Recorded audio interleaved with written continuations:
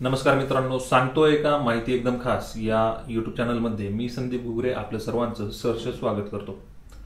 आजची जी कथा आपण ऐकणार आहोत ती जालना जिल्ह्यातील एका खेडेगावातील असून त्या खेडेगावाचं नाव आणि त्या पात्राचं नाव आपण त्या ठिकाणी गुप्त ठेवणार आहोत। त्याऐवजी आपण काल्पनिक नाव त्यासाठी देणार आहोत। तर पात्राचं नाव त्या ठिकाणी रमेश असं आहे। रमेश हा लहान असतानाच त्याचे वडील वारले आणि त्याची आई आणि तो हे दोघे मोलमजुरी करू लागले आणि त्यानंतर शाळेतील माध्यमिक शिक्षण पूर्ण झाल्यानंतर रमेशने त्या ठिकाणी बाहेरगावी जाऊन जॉब करण्याचं ठरवलं आणि त्यासाठी त्याला वाटलं की आपण पुणे या ठिकाणी जर गेलो तर आपल्याला चांगल्यापैकी पगार मिळेल आणि आपला उदरनिर्वाह चांगला चालून आपण गावाला आईलाही 2 पैसे जास्त पाठवू शकतो। आणि तो त्याच्या एका मित्राच्या मदतीने त्या ठिकाणी पुणे येथे जॉबसाठी आला। पुणे येथे जॉबला आल्याच्या नंतर त्याला एका हॉस्पिटलमध्ये वॉर्ड बॉयची नोकरी मिळाली। त्याला काही 2-3 महिन्यांमध्ये असं जाणवलं की हा जो पगार आपल्याला मिळतोय तो पुरेसा नाहीये आणि या पगारामध्ये आपलं स्वतःचाच खर्च भागवणं थोडं मुश्किल होतंय। म्हणून त्याने आपल्याला वेगळं काही करता येईल का, काही वेगळं काम करता येईल का याचा तो विचार करू लागला। असाच विचार करत असताना हॉस्पिटलच्या शेजारील पार्कमध्ये तो नेहमी त्याची ड्युटी संपल्यानंतर जाऊन बसायचा। तिथे गेल्यानंतर त्याच्या डोक्यामध्ये वेगवेगळी कल्पना यायची की आपण या ठिकाणी या पार्कमध्ये एखादी चहाचा स्टॉल आपण त्या ठिकाणी सुरू करू शकतो किंवा वडापावची त्या ठिकाणी हातगाडी आपण चालू करू शकतो की ज्याच्यातून आपल्याला अन्य उत्पन्नाचा सोर्स आपल्याला मिळेल आणि आपली परिस्थिती सुधारेल। परंतु या दोन्ही गोष्टींसाठी त्या ठिकाणी भांडवलाची गरज होती आणि भांडवल त्याच्याकडे नव्हतं। तर मग आणि त्याचा नेहमीचा तो रुटीन होता की ड्युटी संपल्यानंतर तो पार्कमध्ये 1-2 तास एका बेंचवरती बसायचा आणि विचार करायचा। घरी आईलाही तो कॉल करायचा, आईलाही तो याबद्दल कल्पना द्यायचा। आईही त्याला सांगायची की भांडवल आपल्याकडे नाहीये आणि जोपर्यंत भांडवल नाही तोपर्यंत तू अशी काही पावलं काही उचलू नको की ज्याच्याने आपल्याला त्रास होईल पुढे। असं करत असताना एक दिवस एक पार्कमध्ये फिरणाऱ्या एका वृद्ध माणसाची त्याच्यावरती नजर पडते आणि तो वृद्ध माणूस त्या ठिकाणी त्या पार्कमध्ये फिरायला आलेला असतो आणि दोघांची नजरानजर होते। त्यानंतर रमेश जो आहे तो त्याच्याकडे बघतो आणि म्हातारा तिथून तो जो वृद्ध म्हातारा आहे तो चालायला लागतो। 2-3 राऊंड मारून आल्यानंतर पुन्हा तो वृद्ध म्हातारा माणूस त्याच्याकडे येतो आणि म्हणतो की बाळा तू खूप मला टेन्शन मध्ये दिसतोय, काय झालंय? त्यावर रमेश म्हणतो की आता रमेश सहजासहजी त्याच्यावरती तेवढा विश्वास टाकणार नव्हता सांगायला, पण ती जी व्यक्ती होती ती वृद्ध असल्यामुळे त्याने आणि तो रमेश गावाकडचा असल्यामुळे साधाभोळा असल्यामुळे त्याने लगेच त्या वृद्ध माणसाला सांगितलं की असं असं आहे, मी गावाकडनं आलेलो, माझी परिस्थिती खूप गरिबीची हालाकीची आहे आणि त्या ठिकाणी मी या जवळच्या हॉस्पिटलमध्ये वॉर्ड बॉयचं काम करतो आणि फावल्या वेळात मी इथे येऊन बसतो, पण मला तेवढ्या पगारामध्ये मॅनेज होत नाही आणि मला गावाकडे देखील पैसे पाठवावे लागतात। मला गावाकडची परिस्थिती त्या ठिकाणी सुधारायची आहे आणि म्हणून मग मी विचार करतो की मला अजून वेगळं काही काम करता येईल का, त्या दृष्टीने मी विचार करतो।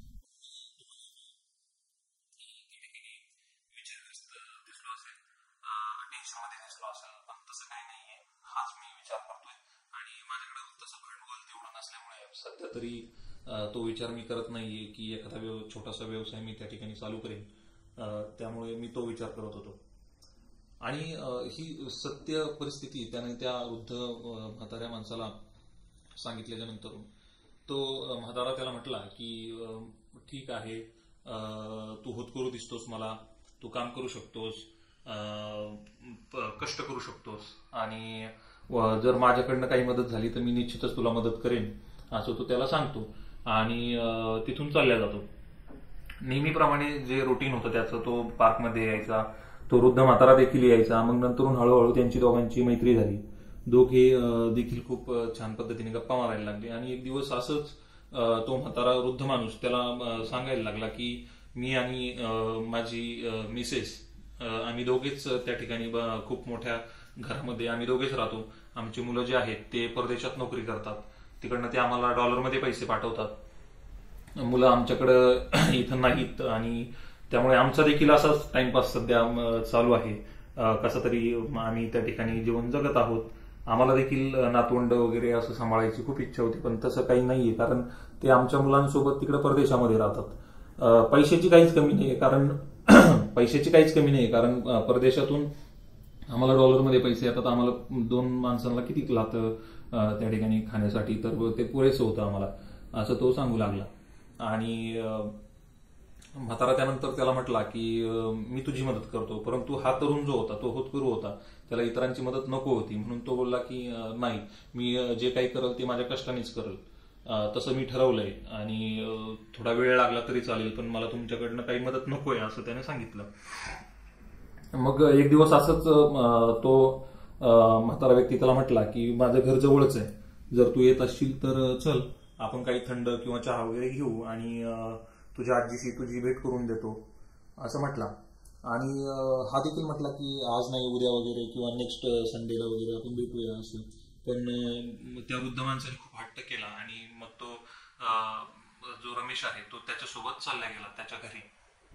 घरी गेल्याच्या नंतरून त्या ठिकाणी त्यानं त्याच्या मिसेसला, त्या वृद्ध माणसाने त्याच्या मिसेसला बोलावलं आणि सांगितलं की हा माझा पार्कमधील मित्र, आम्ही दोघे रोज गप्पा मारतो, छान बोलतो आणि खूप गरीब मुलगा आहे, जालन्याच्या एका खेडेगावातील आहे आणि खूप होतकरू आहे, स्वतःचा काहीतरी तो या ठिकाणी व्यवसाय सुरू करण्याचा विचार करतोय, परंतु होतकरू असल्यामुळं त्यानं माझी जी मदत आहे, मी त्याला बोललो की मी तुला मदत करतो, त्याने ती नाकारली.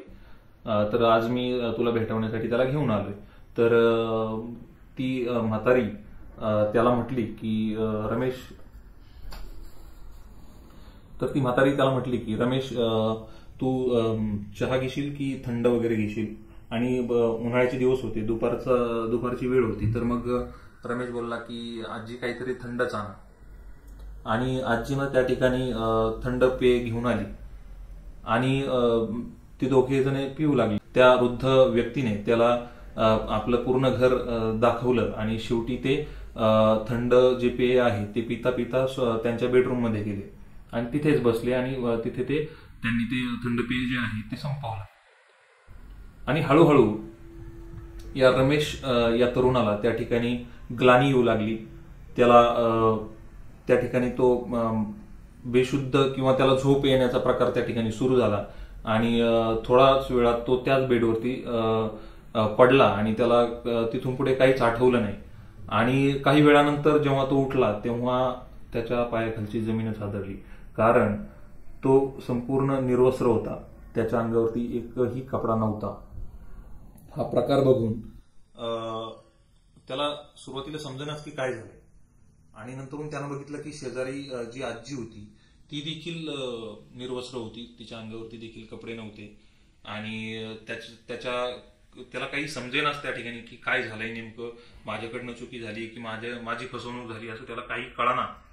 आणि मग काय करायचं म्हणून त्याने सर्वप्रथम असं ठरवलं की कपडे घालून इथून निघूया, असं त्यानं ठरवलं. आणि त्याने कपडे घातले आणि तो तिथून त्या बेडरूम मधून बाहेर पडला.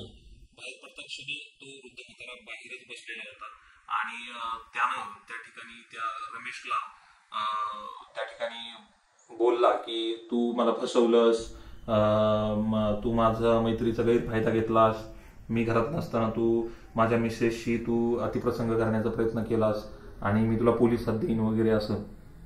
तर त्या ठिकाणी तो रमेश म्हटला की काका, यात माझी काहीच चुकी नाही, मला काहीच समजत नाही काय झालंय, मला असं वाटतं की तुम्हीच मला अडकवलंय यामध्ये. आणि तेथून त्याला काही समजेना म्हणून तेथून तो पळाला. तो जसा पळाला तसा तो त्याच्या स्वतःच्या रूमवरती गेला. आणि अर्थातच आता एवढे दिवस त्यांची घट्ट मैत्री झालेली होती, तर एकमेकाचे मोबाईल नंबर त्यांनी एक्सचेंज केलेले होते, एकमेकाला दिलेले होते. त्यामुळं त्या वृद्ध म्हाताऱ्या माणसाने 4-5 दिवसानंतर त्याला कॉल केला आणि म्हटला की तू मला फसवलंयस आणि मला पुन्हा तोंड दाखवू नकोस वगैरे असं तो म्हटला. आणि हा देखील रमेश त्या वृद्ध व्यक्तीला म्हणाला की तुम्हीच मला फसवलंय असं मला वाटतंय, कारण माझ्या हातून अशी चूक कधीच घडू शकत नाही. माझ्या आईने माझ्यावरती चांगले संस्कार केलेले आहेत, माझी आई त्या ठिकाणी श्री स्वामी समर्थांची भक्ती करते आणि मी असं कधीच करू शकत नाही, असं पाप माझ्या हातून कधीच होऊ शकत नाही, तर तुम्हीच मला फसवलेलं आहे. तर त्यावर तो वृद्ध म्हातारा म्हटला की मी आता आणि माझी मिसेस पोलीस स्टेशनमध्ये जाऊन तुझी कंप्लेंट करणार आहोत. तर ते विचारित पडलेल्या रमेशला काही सुचना आणि तो म्हटला की काका असं काही करू नका. त्या ठिकाणी माझ्या गावी जर माझ्या आईला कळलं तर ती मरून जाईल किंवा माझी बदनामी होईल. प्लीज तुम्ही असं करू नका. यावर तो वृद्ध म्हातारा म्हटला की ठीक आहे, मी पोलीस स्टेशनमध्ये जात नाही कंप्लेंट करायला, पण मग माझी एक अट आहे की तू आत्ताच्या आत्ता माझ्या घरी आला पाहिजेस. तर त्यावरती तो तरुण म्हणतो की ठीक आहे, मी एकदा तुमच्या घरी येतो आणि मी तुम्हाला व्यवस्थित समजून सांगतो की यात माझी काही चुकी नाही आहे असं. आणि रमेश त्या ठिकाणी त्या वृद्ध व्यक्तीच्या घरी जातो. त्यानंतर त्याच्याशी बोलतो, त्याला समजून सांगतो, परंतु तो वृद्ध ऐकण्याच्या मनस्थितीत नसतो. तो सांगतो की काका, हे माझ्याकडून घडलेलंच नाही, कृपया तुम्ही त्या ठिकाणी माझ्यावरती हे खोटे आरोप करू नका आणि मला याच्यात फसवू नका असं तो सांगतो. पण तो वृद्ध व्यक्ती काही ऐकत नाही. शेवटी तो त्याला म्हणतो की एकाच अटीवरती मी तुला सोडेल किंवा माफ करेल. तर रमेश म्हणतो की सांगा काय तुमची अट आहे. तर त्या ठिकाणी तो वृद्ध व्यक्ती म्हणतो की तुला पुन्हा एकदा माझ्या मिसेसशी संबंध ठेवावे लागतील, तरच त्या ठिकाणी मी तुला याच्यातून सोडून देईल. नाहीतर त्या दिवशीचे पूर्ण व्हिडिओ क्लिप्स माझ्याकडे आहेत आणि मी ते पोलीस स्टेशनमध्ये दाखवेल. आणि रमेश त्या ठिकाणी विचार करून त्या म्हाताऱ्या माणसाला, त्या वृद्धाला म्हणतो की ठीक आहे, पण मी एकदाच काय असेल ते करेन आणि याच्यातून नंतर तुम्ही माझी सुटका कराल असं मला वचन द्या. तर तो वृद्ध म्हणतो की ठीक आहे, याच्यानंतर मी तुला कधीही त्रास देणार नाही, परंतु तुला आता पुन्हा एकदा माझ्या मिसेस सोबत त्या ठिकाणी संबंध ठेवावे लागतील. आणि म्हणून तो रमेश नावाचा मुलगा पुन्हा एकदा त्या म्हाताऱ्या व्यक्तीशी, त्या म्हाताऱ्या आजीशी त्या ठिकाणी संबंध ठेवतो आणि त्यानंतर तो तिथून निघून जातो. परंतु त्याला हे समजलेलंच नसतं की तो एका खूप मोठ्या ट्रॅपमध्ये अडकलेला आहे. पुण्यामध्ये अशा पद्धतीचे खूप कामे होतात आणि त्या म्हाताऱ्याने त्याला ब्लॅकमेल केलेलं असतं. म्हातारा त्याला पुन्हा एकदा 1 आठवड्याने कॉल करतो की तुझे सर्व व्हिडिओ क्लिप्स माझ्याकडे आहेत आणि मी पोलीस स्टेशनमध्ये जाईल, माझं एक काम ऐक, त्यानंतर मी तुला पुन्हा त्रास देणार नाही आणि तू माझ्याकडे आत्ताच्या आत्ता ताबडतोब ये, नाहीतर आम्ही पोलीस स्टेशनला चाललो. बदनामी होऊ नये, अनुचित प्रकार घडू नये म्हणून तो मुलगा पुन्हा एकदा त्याच्याकडे जातो आणि त्याला विनवणी करतो की मला याच्यातून सोडा, मला वाचवा. परंतु तो म्हातारा व्यक्ती काही ऐकत नाही आणि तो म्हणतो की आता मी तुला तुझ्या कामाचे पैसे देणार आहे. आणि त्यांनी त्या रमेशच्या हातावरती 15,000 रुपये ठेवले आणि सांगितलं की मला फुकट काहीच नकोय, मी याचा तुला पूर्ण मोबदला द्यायला तयार आहे. आता फक्त माझी एकच अट आहे की मी सांगेल त्या पत्त्यावरती तुला जायचंय आणि जे इथं करत होता तेच तिथं करायचंय आणि ते केल्याच्या नंतर तुला मी पैसे देईल आणि परंतु तुला जावंच लागेल असं तो सांगतो. आणि तो रमेश देखील आता याच्या पूर्ण सापळ्यामध्ये, या ट्रॅपमध्ये अडकलेला असतो. म्हणून रमेश पुन्हा एकदा त्यांनी सांगितलेल्या ॲड्रेसवरती जातो आणि तिथे जातो आणि तिथे देखील तो एका महिलेशी शारीरिक संबंध ठेवतो. पुढे असं करता करता त्याला पैसे मिळू लागतात आणि त्याचं देखील धाडस वाढतं अशा गोष्टी करण्याचं आणि त्याला पैसा मिळत गेला म्हणून तो ह्या गोष्टी करायला लागतो. त्याला वाईट चांगलं काही समजतच नव्हतं की तो काय करतोय आणि तो कशासाठी पुणे शहरात त्या ठिकाणी आलेला होता, त्याच्या आईची शिकवण त्याला काय होती हे त्याला समजतच नाहीये आणि तो ह्या गोष्टी अधिकाधिक करत चालला. आणि मात्र पुढे जाऊन विषय असा व्हायला लागला की या सर्व गोष्टींचा त्याच्यावरती शारीरिक परिणाम व्हायला लागला.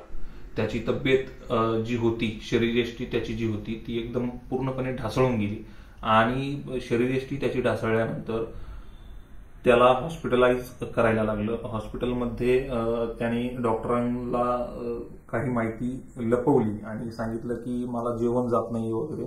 आणि डॉक्टरांनी सांगितलं की तुला आराम करण्याची गरज आहे, खाण्याची चांगली गरज आहे आणि तुला काही मी कोर्स सांगतो तो पूर्ण करावा लागेल. आणि तो रमेश नावाचा मुलगा त्या ठिकाणी डॉक्टरांकडनं ट्रीटमेंट घ्यायला सुरुवात करतो. परंतु ह्या ट्रॅपमध्ये तो जो अडकलेला असतो तो पण त्याचा पिच्छा सोडत नाहीये आणि त्याची तब्येत देखील आता त्याला साथ देत नाहीये. अशाच्यात तो अतिरिक्त गोळ्यांचं सेवन करून त्या ठिकाणी शारीरिक संबंध ठेवू लागला. त्याच्यानं त्याची शारीरिक जी परिस्थिती होती, शारीरिक त्याची बांधिलकी जी होती ती पूर्णपणे ढासळून गेली आणि तो खूप आजारी पडायला लागला. नंतरून त्याच्या लक्षात आलं की आपण या ट्रॅपमध्ये खूप इतके अडकलोय की आता आपण याच्यातून बाहेर निघू शकत नाही. आता याच्यातून एकच मार्ग की आपण याच्यात मरणार आणि याच्यातून आता ह्या ट्रॅपमधून आपण बाहेर पडू शकत नाही. आणि बाहेर पडण्याचा प्रयत्न केला तर बदनामी निश्चित होणार, गावाकडे आईला देखील कळणार. आणि या सर्व प्रकारात त्याने आईशी देखील फोनवर बोलण्याचं खूप कमी केलेलं होतं आणि गावाला देखील जाण्याचं खूप कमी केलेलं होतं. गावी तो पैसे पाठवायचा, परंतु तो गावी जात नसायचा, कारण त्याची झालेली शारीरिक जी हानी होती ती त्याची आई पाहू शकत नव्हती. तो म्हणजे ज्या पद्धतीचा होता त्याच्या तो 25-30% सुद्धा राहिलेला नव्हता, एवढी त्याची तब्येत त्या ठिकाणी ढासळलेली होती. आणि अशा परिस्थितीमध्ये त्याला त्याच्या मित्राची आठवण झाली गावाकडच्या, आणि त्यांनी त्याच्या स्वतःच्या जिवलग मित्राला कॉल केला. झालेली सर्व घटना त्यांनी त्याच्या मित्राला सांगितली. मित्राला सांगितल्यानंतर तो रडायला लागला आणि म्हटला की मला काही कर आणि याच्यातून मला वाचव, आता मला समोर काहीच पर्याय दिसत नाही, मला फक्त तू कॉल केला वाचव. त्याच्या मित्राने देखील अशा कठीण प्रसंगी, अशा अडचणीच्या वेळी त्याची साथ देण्याचं ठरवलं आणि तो गावाकडनं दुसऱ्याच दिवशी पुणे या ठिकाणी आला. आल्यानंतर त्यांनी सर्वप्रथम त्याला धीर दिला, त्याला समजावून सांगितलं की घाबरू नको, आपण याच्यातून निश्चितपणे बाहेर पडू, फक्त तुला मी सांगेल ते ऐकावं लागेल. तो बोलला तू म्हणशील ते मी ऐकेल, पण मला ह्याच्यातून सर्व गोष्टी तुम्हाला बाहेर काढ. आणि मग त्यांनी ठरवलं की आपण त्या म्हाताऱ्या व्यक्तीची एकदा भेट घेऊ आणि मी त्याच्याशी बोलतो आणि आपण ह्याच्यातून बाहेरचं पडू कायमचं. आणि म्हणून ते दुसऱ्या दिवशी त्या म्हाताऱ्या व्यक्तीकडे गेले, त्याला समजावून सांगितलं, पण तो ऐकण्याच्या परिस्थितीत नव्हता. आणि त्यानं सांगितलं की माझ्याकडे व्हिडिओ क्लिप्स आहे वेगवेगळ्या प्रकारच्या, मी त्या व्हायरल करेन किंवा बदनामी करेल, पोलीस स्टेशनमध्ये जाईल आणि माझ्या मिसेसशी अतिप्रसंग केलेला आहे असं तो सांगू लागला. आणि मग तो काय ऐका ना, म्हणून मग त्याच्या मित्राने त्या ठिकाणी ज्या पुण्यामध्ये सामाजिक सेवा संस्था ज्या असतात की ज्या अडचणीतील लोकांची मदत करतात, अशा एका ट्रस्टची त्या ठिकाणी संबंध स्थापित केला. त्यांच्याशी त्यांना बोलणी केली आणि त्यांना सर्व हकीकत सांगितली. योगायोगाने जे समोर ऐकणारे अधिकारी होते त्या ट्रस्टचे, ते त्या म्हाताऱ्या व्यक्तीचे लांबचे पाहुणे होते आणि त्यांनी सांगितलं की हे आमचे लांबचे पाहुणे आहेत आणि तुम्ही जे सांगताय ते जर खरं असेल तर खूपच ही लाजिरवाणी गोष्ट आहे आमच्यासाठी, परंतु आता या गोष्टीचा जास्त आपण त्या ठिकाणी बाऊ करत बसण्यात मजा नाही. मी तुमचे जे काही त्या वृद्ध व्यक्तीकडे जे व्हिडिओ क्लिप्स असतील त्या मी सर्व डिलीट तुमच्या समोर करेल आणि वाटलंच तर आपण एक भेट त्यांच्याशी करू. आणि त्या निमित्ताने ते त्या म्हाताऱ्या व्यक्तीशी भेट करतात आणि सांगतात की हे आमच्याकडे आलेले आहेत आणि आम्ही यांना न्याय मिळवून देणार आणि आता आम्ही पोलीस स्टेशनमध्ये सुद्धा जाऊ, पोलिसांमध्ये ते तुमची तक्रार करू. जर हे प्रकरण या ठिकाणीच मिटवायचं असेल तर तुम्हाला सर्व जे व्हिडिओ क्लिप्स आहेत ते तुम्हाला डिलीट करावे लागतील आणि ह्या मुलाचा तुम्ही त्या ठिकाणी नाद सोडून द्या, त्याला आता जगू द्या, अशा प्रकारची ते अधिकारी त्याला विनंती करतात. आणि तो म्हातारा देखील घाबरलेला असतो की कारण यांनी एका सामाजिक संस्थेशी त्या ठिकाणी बोलणी केलेली असते आणि सामाजिक सेवाभावी संस्था त्या ठिकाणी अशा अडकलेल्या व्यक्तींना न्याय मिळवून देतात. म्हणून त्या म्हाताऱ्याने देखील त्यांच्या समोर ते सर्व व्हिडिओ क्लिप्स वगैरे डिलीट केले आणि सांगितलं की आमची देखील बदनामी करू नका, आमचं देखील पुढे नाव घेऊ नका, नाहीतर आमची मुलं त्या ठिकाणी परदेशातून आम्हाला एकही रुपया पाठवणार नाहीत आणि त्या ठिकाणी आम्ही या वयात कसं त्या ठिकाणी जगायचं. म्हणून मग आम्ही देखील वाईट मार्गाला आलो होतो, ही आमची चुकी झालेली आहे आणि इथून पुढे आम्ही असं काही करणार नाही असं ते सांगतात. आणि त्या ठिकाणी हे जे प्रकरण आहे ते पूर्णपणे त्या ठिकाणी संपतं. परंतु तो रमेश नावाचा मुलगा हा शारीरिक पातळी इतका खालवलेला असतो की त्याला जगण्याची इच्छा त्या ठिकाणी राहिलेली नसते. परंतु त्याचा मित्र अशा वेळी त्याला साथ देतो आणि सांगतो की गावी तुझी जी आई आहे ती स्वामी समर्थांची खूप मोठी त्या ठिकाणी सेवा करते दररोज आणि तुझ्या आयुष्यवाढीसाठी ती प्रयत्न करते, त्या ठिकाणी सेवा करते महाराजांची. तर तुला तुझ्या आईसाठी जगायचंय, तुला तुझ्या आईची जी सेवा आहे ती पूर्णत्वाला न्यायची आहे. त्यामुळे तुला डॉक्टरांच्या सल्ल्यानुसार जे मेडिसिन्स आहेत ते प्रॉपर वेळेत घ्यावं लागतील आणि मी तुझ्या आईशी बोलेन की तुला काहीतरी वेगळा आजार झालाय वगैरे सांगेल आणि तू माझ्यासोबत आता गावी चल, इथे राहू नको. आणि तो रमेश नावाचा मुलगा त्याच्या मित्रासोबत गावी जातो. गावी गेल्यानंतर आई त्याला बघते आणि आई रडायला लागते की बाळा तुला काय झालं, काय आजारी तू पडलाय मला सांग. तर त्या ठिकाणी त्याचा मित्र सांगतो की तो ज्या हॉस्पिटलमध्ये काम करत होता त्याच हॉस्पिटलमध्ये त्याला एका रोगाची लागण झाली आणि त्या रोगाची लागण झाल्यानंतर त्याची परिस्थिती त्या ठिकाणी शारीरिक ती घसरलेली आहे आणि आता त्याच्यावरती ट्रीटमेंट चालू आहे. काही दिवसातच तो अगदी नॉर्मल होईल. त्यामुळे मी त्याला पुण्यावरनं या ठिकाणी पुन्हा एकदा आपल्या जालन्यामध्ये घेऊन आलेलो आहे आणि आता तो इकडेच राहील. त्यानंतर तिथून पुढे त्याच्या आईने त्याच्यासाठी हवे ते सर्व प्रयत्न केले, त्याच्यावरती आयुर्वेदिक उपचार केले, त्याला चांगलं चांगलं खाण्यासाठी दिलं, त्याला त्या ठिकाणी दूध सकाळ संध्याकाळ दिलं, त्याची शारीरिक परिस्थिती कशी सुधारेल यासाठी त्याच्या आईने खूप मेहनत घेतली आणि सोबतच ती श्री स्वामी समर्थांची देखील तेवढीच सेवा करत होती. हे सर्व करत असताना हळूहळू त्याची जी तब्येत आहे ती पूर्ववत व्हायला सुरुवात झाली आणि एका खूप मोठ्या ट्रॅपमधून तो मुलगा वाचतो. नाहीतर अशा ट्रॅपमध्ये कुणी वाचत नाही. शेवटी मरणं हा एकच त्यामध्ये पर्याय आहे असं सर्वांना वाटतं, पण त्याच्या मित्रांनी त्याची मदत केली होती आणि तो वाचलेला होता. आता काही दिवसाने त्याचं गावातीलच एका मुलीशी विवाह होतो आणि आता त्याला एक मुलगी देखील आहे आणि त्याचं जे कौटुंबिक जीवन आहे ते एकदम व्यवस्थित चालू आहे. परंतु आजही जर ही घटना त्याला आठवली तर त्याच्या अंगावरती शहरा आल्याशिवाय राहत नाही.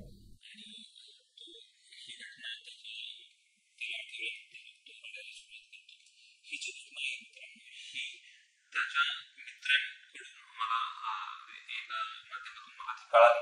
त्या ठिकाणी मी नाव त्या ठिकाणी सांगणार नाही, परंतु ही जी घटना आहे याच्यातून आपल्याला शिकायला भरपूर काही मिळतं की जसं की अनोळखी शहरामध्ये ज्यावेळी आपण जातो त्यावेळी आपण लगेचच कुणावरही विश्वास ठेवायला नाही पाहिजे.